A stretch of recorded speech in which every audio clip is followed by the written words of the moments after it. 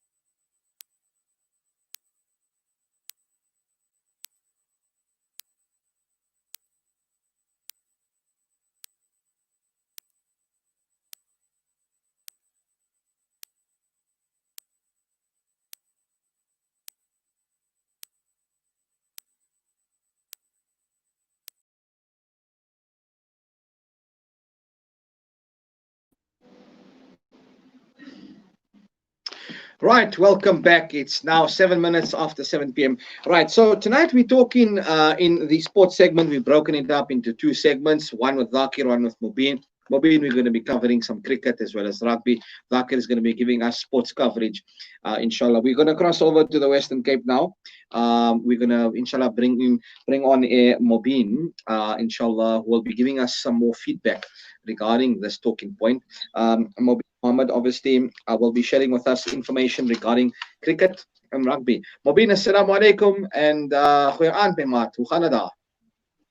Wa alaikum salam wa rahmatullahi wa barakatuh. Alhamdulillah, I'm doing well. How are you, brother Silfraz? Well, as you can see, very cold here in Joburg. We're fracking. Yeah. There's a very bad black southeaster that is here, boss. It is hectic. Let me tell you. Okay, it's really cold. It's very cold in Cape as well, eh? Very cold, flooding, snowing, hailing. Yeah, yes, I can only imagine. I've seen some. I was following Storm Report SA and Snow Report and watching the videos there. They shared a video of an oak actually drying, and he's wearing shorts and he's in the snow. People are crazy. Anyway, we apologize last week, to the viewers and listeners of Salam Media. We had a bit of technical glitches there regarding the interview. And for those who've just tuned in, well, it's 8 minutes after 7. We welcome one and all on the Facebook app, on the TuneIn app, as well as those who are tuning in via the Salam Media website on salammedia.com/listen live. You can interact with us on our WhatsApp number. It's 061 766 0355. Right, Mubeen, I want to talk about some talking points regarding the West Indies tour with England as well. Let's discuss this now. Over the last few months, non-contact sport, etc., has been banned, and there's been so many different talking points. We've seen in articles released now recently that there's been easing regarding some sport like cycling and rowing and squash, etc. When it comes to fitness now for contact sport like cricket, in a sense, that's not as much of a contact sport as opposed to rugby and football. Let's talk about the momentum and the training regimen and fitness for the players. What can we expect for some of these tours that are going to be coming up? It's going to be definitely different as what ODIs were. We know it's the build-up towards the T20. Point I'm getting at, mentality of the team. What do you make of the West Indies and the England squad? Assalamu alaikum wa rahmatullahi wa barakatuh to all the listeners of Salam Media and all the Facebook Live members. I greet you, assalamu alaikum. Yes, brother Silfraz, just with regards to the match fitness and the conditioning, many of the players have been training. They have been getting programs from the fitness trainers and conditioning staff from the respective sides. So the England side has been training. Other players have been training alone and doing their training from home as well. But just with regards to the West Indies tour, Steve Alworthy, the ECB Cricket's events director, he discussed the whole protocol of the whole tour taking place for the West Indies, and he explained that the West Indies will arrive, and they have arrived this week on Tuesday in England. They're going to play 3 test matches, and before they play the 3 test matches, they arrived on a charter plane from the West Indies, from Antigua, and they'll be staying in quarantine, acclimatizing, and training in Old Trafford. So there's a hotel actually situated in the stadium. So the players are staying there at the moment, at the moment, and they're staying and they're acclimatizing and all that. And inshallah, in July, the 3 tests will be taking place, and the one will be taking place at 2 tests will be taking place at Old Trafford. And then there'll be another test taking place in Southampton at the Ages Bowl. So, according to Steve Alworthy, everything is on plan to go ahead at the moment. No players have tested positive for the COVID-19. So, there's been very strict rules with regards to the players coming in and coming out. So, they've come directly from their flight all the way to the stadium, and they're staying there. So, brothers, as you can see now, they've put in good measures for cricket to return. And we hope that the 3 tests will be entertaining for all the test cricket lovers, Yeah, and Test cricket, although it's a bit more slow than the normal ODI and the T20, is what many people really love. The fast-paced momentum. We'll see. When it comes to consistency, strike rate, and averages, this is going to be a good platform for players to get into the momentum for the T20. Now, when it comes to the England squad, we know obviously they are cream of the crop at the moment right now, obviously. But when it comes to the T20 now, it's a totally different ball game. From a West Indies perspective, right? Looking at their attack and in response to their bowling attack, I want to touch on. Who are some of the key players that you'd like to see there? Well, I want to highlight that. I'll say that as you know, he's a genuine all-rounder, and he usually opens the bowling, but he can also operate as a first change as well. So I think he's a very important player that the West Indies will be relying on a lot. And then obviously, I forgot to mention that 3 players of the West Indies have pulled out of the tour due to safety reasons. One of those players being Dwayne Bravo's brother, younger brother, Darren Bravo. So he's pulled out of the tour. Unfortunately, he's one of the experienced other players that we'll be looking forward to watching. But so he'll be out. So we should look at will be the star player, will be Michael Holder. He's a very, very talented player.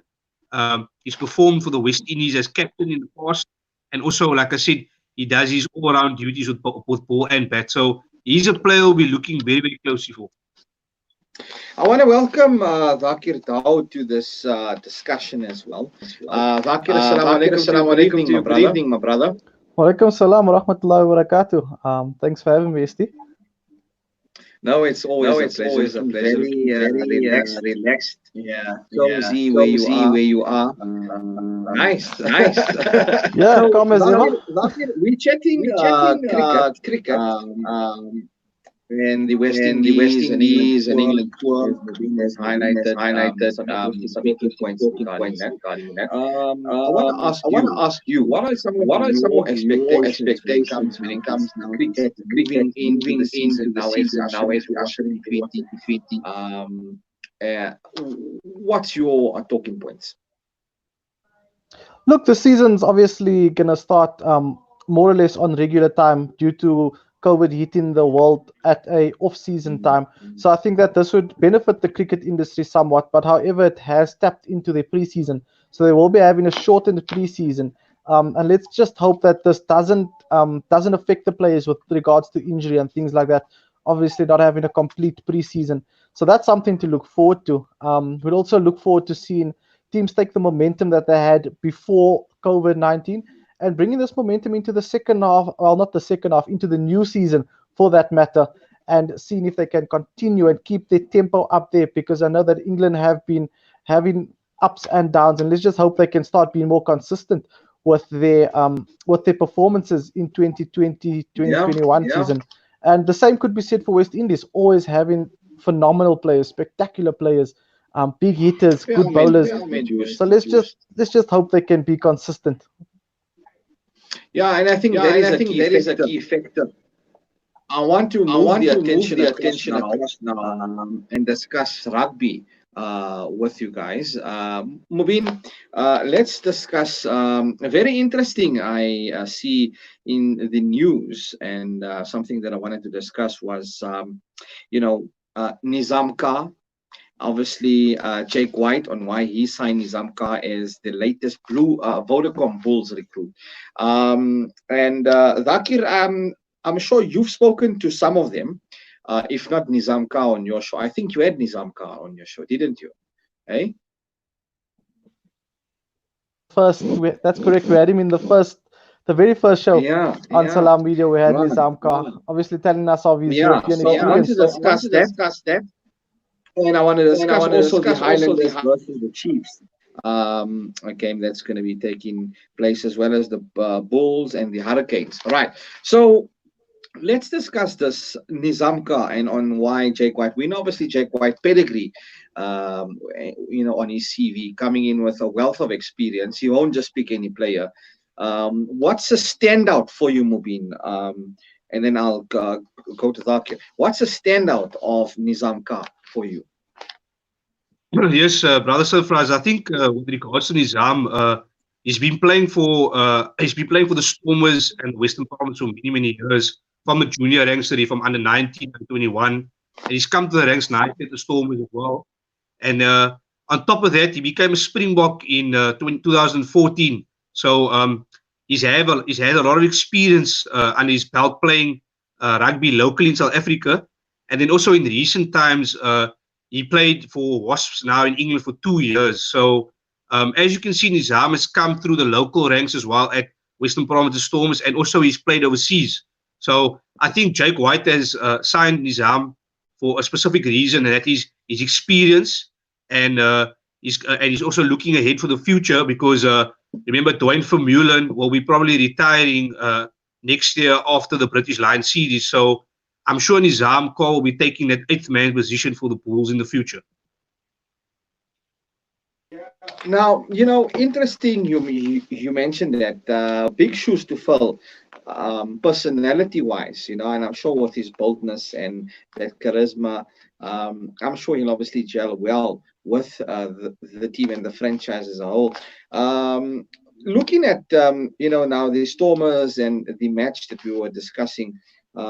Being the Highlanders versus Chiefs, as well as the Blues versus the Hurricanes. What do you make of Saturday's game, the Highlanders versus Chiefs? What are some of the expectations there?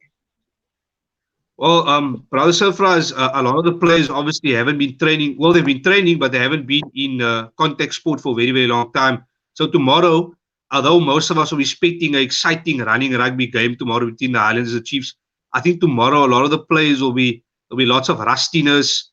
There'll be a few knock-ons, a few guys who haven't been playing for a long time. So I don't expect the game to be as flowing as what we expected in March. With the Chiefs and the Highlanders both playing a beautiful brand of rugby, as we saw in the first 6 rounds of Super Rugby. So although there is a big expectation to see big running rugby tomorrow, I don't see it happening yet because a lot of the players, like I said, will have lots of rustiness, and I expect a few knock-ons and a few drop balls and stuff like that. So, and a lot of stop-starts as well. So although we're excited to watch live sport, I think for the fans, it'll be very exciting to watch tomorrow. But let's not expect a world-class game immediately because many of the players haven't played for almost 2.5 months. So that's that. Now, I'm sure we can expect a lot of injuries. Looking at the Bundesliga with football, they've begun and commenced, and there's been, I think, about over 11 injuries already in the first few games.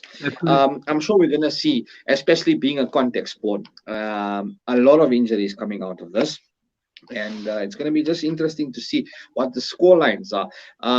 One thing for sure is it's great to know that there is sport coming back home. Weekend, you look forward to sports as well. What are some of your predictions for some of these matches, Mubeen? Yes, well, look, I think the Chiefs, you have to back them at home because they're playing, they have a very good experienced coach in Warren Catlin, who's actually the British Lions coach next year. The British Lions are touring South Africa next year. So they have a coach who's very, very experienced, very, very smart. So, and he has lots of world-class players in his. I know many people will be looking the guys like Damien McKenzie and Sam Kane and all these guys performing. So I think we have to back the home side, the Chiefs. I think they'll win this game. It'll be a tight game.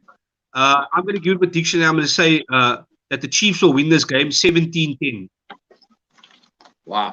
Okay, 17-10. Okay, 7 points. Maybe it could be even a bit closer, 17-15. We never know, but we'll have to just look and see as well. Yeah. Yeah, well, look, it's going to be interesting. I'm sure you're excited just as much as I am. But Mubeen, that's where we leave it for now. Jazakallah khair for your time tonight, brother. And we'll chat again, inshallah, next week. Same time, same place. You have a lovely weekend. Keep warm there in the Cape and take care, my brother. Assalamu alaikum wa rahmatullahi wa barakatuh. Wa alaikum salam wa rahmatullahi wa barakatuh. That's Mubeen Mohammed giving us some rugby as well. The recent appointment of Nizam Khan to the Vodacom Bulls, Jake White, and why he appointed him there as well. 22 minutes after 7. I want to move on to now football, and we're going to chat to Thaakir Dawood in a minute or so. And we're talking football as obviously, sports is coming back to the fore. Regulations have been eased, restriction regulations have been eased as well in certain sports. Thaakir, welcome back, man. We were talking and had a wonderful chat with Mubeen there regarding the rugby as well as Nizam Khan. What a bold personality there. Thaakir, talk to us now. First things first, right? Some of the PSL, and we know obviously regarding last week I discussed a big talking point was the sponsorship move, right? And that shift from ABSA now. Now there's talk that they could be, it could be maybe another multinational that will sponsor PSL. What's the latest in the PSL right now? Yes, it looks like everyone in the PSL has been a bit mum about what's been happening around sponsorship in regards to that. I think all the administrators have been working around the clock to ensure that we could return to training as soon as possible. And the good news is that the PSL have been given the go-ahead to return to training from our national government. So that's something to look forward to. But on the bright side of things, and then we do know that we could give it about 6 to 8 weeks, and you could see the return to professional football being on our screens again. So that's exciting times for South African sport as a whole. They are making progress with that, and it looks like everybody is taking their safety into consideration and the concern around the players' safety as well as the staff. So yeah, big ups to the ABSA Premiership and the PSL team for putting that team together to make sure we can start playing again. No, that's in its place. Now, having said that, 10 years ago, we had the biggest event, if not for South Africa, the FIFA 2010 World Cup. One of the best years of my life, one of the best moments that I've experienced, and I'm sure many viewers, we want your interaction with us as well. Tell us, what are some of your fond memories of 2010? What do you remember most and reminisce about? Send them through on 0617660355. 10 years back, Thaakir, where were you 2010 World Cup? What were you getting up to? So 2010 World Cup started to me on a bit of a downer. I actually watched the game at my cousin's place, and I was a bit sad, the opening ceremony, thinking that I'm not there. And then a few days later, I was first introduced to media and the media space in sport, where I managed to land a holiday job, knowing that we had that 1.5 month holiday from school. And I enjoyed it pretty much. And that's when I got into press conferences and obviously getting to chat to coaches and players a bit more. So yeah, I think my passion for sport and my actual hands-on experience in sport started. So that was like an opening for you. Yes, no, certainly. Etc. Fantastic stuff, man. Now, with regards to international sports, and we're talking transfers both locally as well as internationally. There's a lot of rumors. We know Orlando Pirates looking at shuffling their pack. We know Kaizer Chiefs obviously are going to shuffle their pack a bit. Looking at international names, Man United, Tottenham, they're obviously going to be shuffling their pack. Who are some of the familiar faces and the transfer headlines that you are focusing on, and who do you think? I mean, looking at Chelsea, they made intent. Timo Werner, they made a bold move for the RB Leipzig striker there as well. What do you make of the current situation right now? Look, it's a lot of, like we said, there's a lot of speculation, not enough facts around it. But I mean, it's interesting times. I mean, if you come back home and you look at a massive club like Bidvest Wits, for example, they've competed, they've won the league, they've won the MTN Top 8 in the past 5 seasons. And now all of a sudden there's rumors that the PSL status might just be bought over. And all of those players at Bidvest Wits are currently looking for a home. That's why you'll see that many are linked to moves to go to Pirates. Sundowns, as well as Cape Town City, and you can throw in Kaizer Chiefs there as well. So yeah, from the captain Slatwayo to a whole lot and a number of players, and it's quite sad to see that such a big club can just disappear and vanish overnight because the PSL status got bought over. It just shows the tough and the harsh impact that COVID-19 has had on our clubs in South Africa, and many are feeling the pinch financially in their pocket right now due to COVID-19. So yeah, it's going to be an interesting transfer season, looking what other teams will be bringing to the party.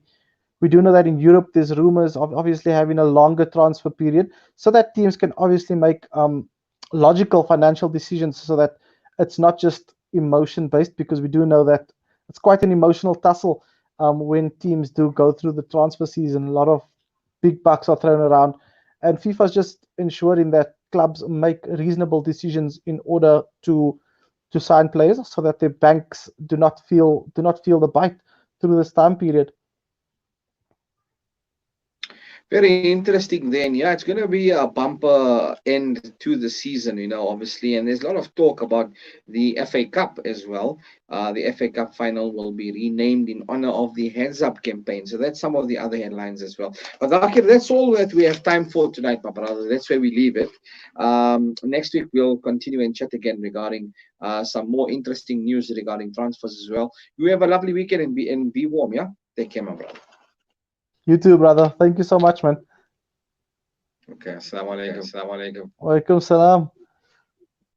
Thaakir Dawood there giving us some football news on some talking points regarding PSL. So yeah, as you just heard now, the final of this season's FA Cup, scheduled for August the 1st, will be known as the Heads Up FA Cup final in honor of the Heads Up mental health campaign, the England FA has said yesterday in an announcement. It's now 30 minutes past 7, time for an ad break. And when we come back, inshallah, in a few more minutes, I'm going to be speaking to Proteas team manager, Dr. Mohammed Musaji. And we are going to be talking about Cricket South Africa and the 4-point COVID-19 pandemic strategy. That and a whole lot more still to come on the show. Stay tuned. Keep it locked to Salam Media.